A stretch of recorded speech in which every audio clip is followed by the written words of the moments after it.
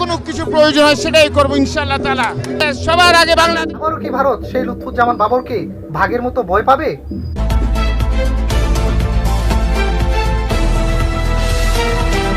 ভারতের মূর্তিমান আতঙ্ক, ভারতের জমদূত যাকে বলা হয়, সেই লুৎফুজ্জামান বাবর সকল মামলা থেকে খালাস পেয়েছেন এবং জামিনে মুক্তি পেয়েই তিনি যে হুঙ্কার ছাড়লেন সেটা রীতিমতো ভারতের গায়ে কাঁপুনি দিয়ে জ্বর ওঠার মতো অবস্থা। তিনি দেশের সার্বভৌমত্ব, দেশের জন্য নিজের জীবন বিলিয়ে দেওয়ার পর্যন্ত ঘোষণা দেন। কিন্তু প্রশ্ন হচ্ছে, এই যে দেশ বিরোধী বিভিন্ন ষড়যন্ত্র অপতৎপরতায় লিপ্ত রয়েছে প্রতিবেশী রাষ্ট্রগুলো, তাদেরকে কি আবারও লুৎফুজ্জামান বাবর সমুচিত জবাব দেবেন? জেল থেকে ছাড়া পেয়েই লুৎফুজ্জামান বাবর যে হুঙ্কার দিলেন সেই ভিডিও ক্লিপটি আমরা দেখব দর্শক। তার আগে কিছু কথা না বললেই নয়, সেটি হচ্ছে ভারতের জন্য মূর্তিমান আতঙ্ক লুৎফুজ্জামান বাবর যখন স্বরাষ্ট্র প্রতিমন্ত্রী ছিলেন, ভারতের সেভেন সিস্টার সহ যে কয়েকটি পার্শ্ববর্তী বাংলাদেশ সীমান্তবর্তী যে কয়েকটি অঞ্চল রয়েছিল, সেখানে সবসময় লুৎফুজ্জামান বাবর নাকি তাদের মধ্যেই একটা স্বাধীনতার জন্য উস্কে দিতেন ভারতের বিরুদ্ধে। তখন সেই অঙ্গরাজ্যগুলো যখন নিজেদের স্বাধীনতার জন্য ভারতের বিরুদ্ধে যুদ্ধ করত, তখন ভারতের মধ্যে একটা অস্থিতিশীল পরিবেশ তৈরি হতো, আর এর জন্য ভারত সরকার দায়ী করত লুৎফুজ্জামান বাবরকে। তিনি নাকি 10 ট্রাক অস্ত্র সরবরাহ করেছিলেন সেই অঙ্গরাজ্যগুলোর জন্য, যেটার কারণেই লুৎফুজ্জামান বাবরকে মৃত্যুদণ্ড পর্যন্ত দেওয়া হয়। কিন্তু বর্তমান ফ্যাসিস্ট সরকারের পতনের পর লুৎফুজ্জামান বাবর এই সকল মামলা থেকে খালাস পান।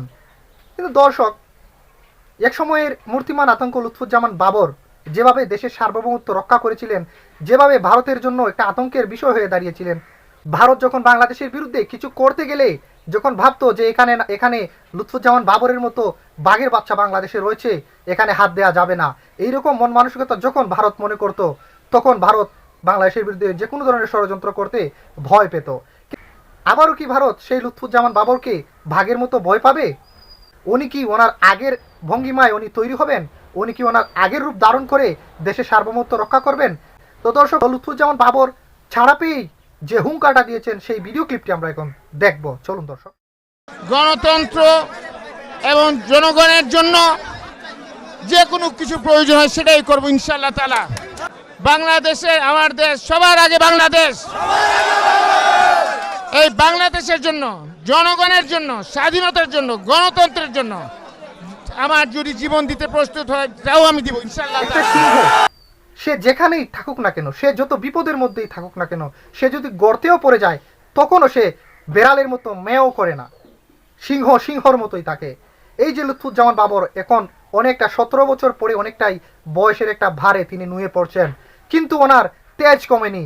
কথায় বলে যে সিংহ সবসময় সিংহই থাকে, সিংহর গলায় কখনো বেড়ালের আওয়াজ আসে না। এই যে তিনি ছাড়া পেয়ে যে একটা হুঙ্কার ছাড়লেন, বললেন কি দেশের জনগণের জন্য, দেশের জন্য, দেশের সার্বভৌমত্ব রক্ষার জন্য তিনি নিজের জীবন আবারও বিলিয়ে দেবেন। এটা কি একটা বিপ্লবী ঐক্য ধারণ করে না? এটা কি দেশের মানুষকে ঐক্য তৈরি করতে একটা ভূমিকা পালন করে না? এই কথাগুলো বাংলাদেশের সকল মিডিয়ায় ব্যাপক তোলপাড় পড়েছে, হইচই পড়ে গেছে সারা দেশে, যে লুৎফুজ্জামান বাবর আসা মানে বাংলাদেশটাকে একটা বাহিরের শত্রু থেকে নিরাপদ রাখার একটা হাতিয়ার। লুৎফুজ্জামান বাবর কি প্রতিবেশী রাষ্ট্রের ছুরা প্রতিটা বুলেটের আবারও মুখ্যম জবাব দেবেন?